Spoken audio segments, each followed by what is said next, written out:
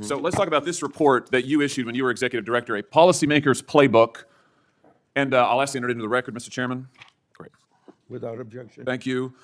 In this report, you advocate, and I quote now, defunding the police because the long-term goal is fundamentally to reimagine how the state serves its citizens in the project of public safety. You go on to say police departments traumatize residents through a destructive cycle of racist over-policing, and the answer is not to add any more money to police budgets.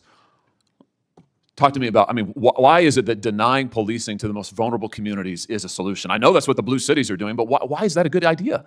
Hawley just cornered a former Biden advisor, and it went off the rails fast. What started as another routine Senate hearing turned into pure chaos the second Hawley started grilling Biden's ex-advisor. He set the trap calmly, laying out the advisor's links to controversial crime policies and activist groups. With the facts out, there was nowhere left to hide. Then Hawley dropped the bomb, a 2023 report linked to defunding the police. The advisor tried dodging, spinning comprehensive solutions, but Hawley kept hammering the report's actual words.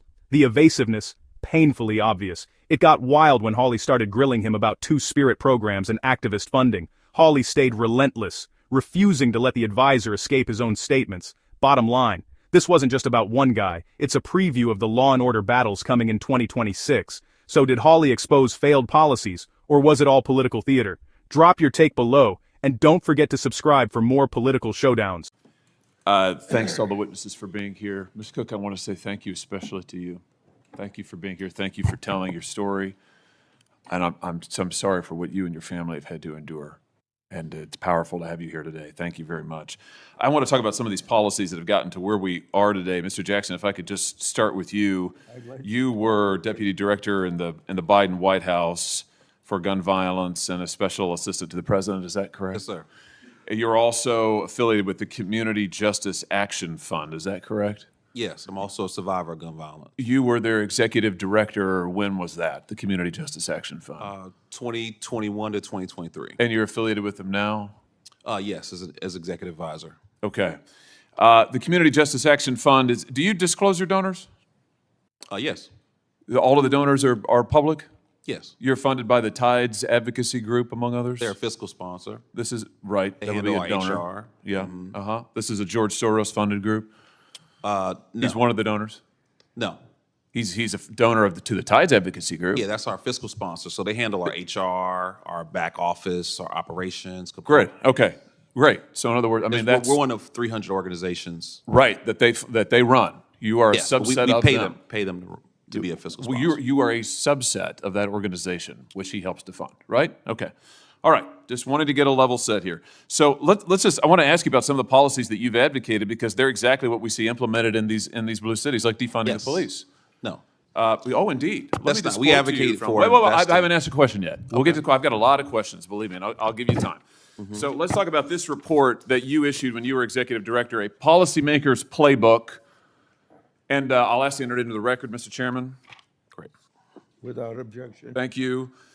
In this report, you advocate, and I quote now, defunding the police because the long-term goal is fundamentally to reimagine how the state serves its citizens in the project of public safety. You go on to say police departments traumatize residents through a destructive cycle of racist over-policing, and the answer is not to add any more money to police budgets. Talk to me about, why is it that denying policing to the most vulnerable communities is a solution? I know that's what the blue cities are doing, but why is that a good idea? Well, look, I in no way stand with defunding law enforcement. That's what your report says. Sheriff Mike Sheridan, who taught me how to drive when I was 16 years old. Wait. Your report, when your executive director said you wanted to defund the police, do you renounce this report? Mr. Jackson, do you renounce the report that you authored as executive director? Here it is. You're the second senator to bring up an op-ed or this documents isn't an op-ed. This is your report, a policymaker's playbook to reduce gun violence without policing communities. Okay. Community Justice Action Fund, copyright 2023, when you were executive director. Now you say you don't know anything about it. Now you say that You haven't heard of it. Just like the Democrats who all of a sudden say, oh, we're all for the police. They've been advocating defunding them for years. Okay, well, you can look at documents or you can look at My results. question is, do you renounce this report now? You say you no longer agree with this. And my answer is that I led the efforts to invest $42 billion in law enforcement. You've advocated defunding the police as executive director of an organization that you still lead and are affiliated with. Never see me advocate for that directly. What you see me advocate for what is this, is then? a comprehensive approach to reducing violence. Right. The comprehensive approach is defunding the police, which is what this says. The entire time. This is so typical of what the Democrats do now. After your policies have transparently failed and led to the deaths of millions of Americans, now you say you've never heard of defunding the police. Your own report recommends it on page after page after page. Let me ask you about something else you say. Here's what you say we ought to invest in. Instead of funding the police, here's what we ought to invest in. We need to invest in programs that acknowledge the need for safe space initiatives led by lesbian, gay, bisexual, two-spirit, trans, and gender nonconforming people. What's two-spirit? Well, look, I don't know exactly. You guys are pulling some interesting quotes. This here. is from your report. If you look at the report, the focus is on investing in violence intervention, outreach workers. You say that you shouldn't invest in the police, but we ought to invest in two-spirit community programs that acknowledge two-spirit individuals. We are not going to discriminate what is that? We're not going to discriminate against any nonprofit that what wants is to help us prevent violence in our community. What is two-spirit? You say don't fund the police, but do fund programs that create safe spaces for two-spirit people. What is? I just want to know. I don't know what that is. I have no idea what that is. Well, I honestly, I'm not completely aware of the language or the you wrote the spirit of how that was report. written.